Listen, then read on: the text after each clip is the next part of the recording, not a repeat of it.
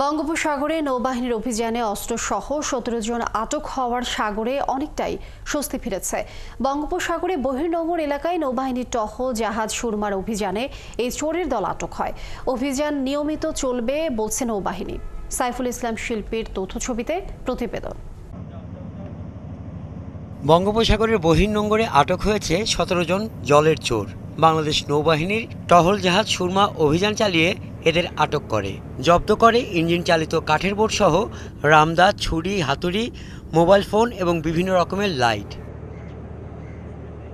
জব্দ মালামালের আনুমানিক বাজার মূল্য ৫,৫০,০০০ টাকা। পরে জব্দ মালামাল সহ আটক ব্যক্তিদের কুতুবদিয়া থানায় সোপর্দ করা হয়। এরা মূলত ছিচকে চোর। এরা আমাদের যে বহির্নোঙর আছে সেখানে ঘুরে বেড়ায় এবং যে কোনো ধরনের চুরির সুযোগ পেলেই, যে কোনো ধরনের ছোট বড় জাহাজে চুরির সুযোগ পেলেই এরা সাধারণত চুরি করে থাকে।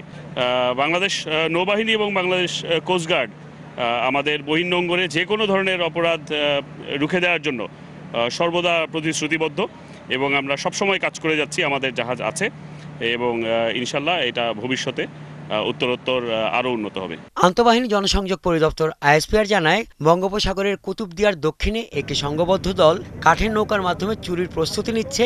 এমন সংবাদের ভিত্তিতে কুতুবদিয়ার উত্তরে টহলরত বাংলাদেশ নৌবাহিনীর জাহাজ সুরমা দ্রুত এই অভিযান পরিচালনা করে।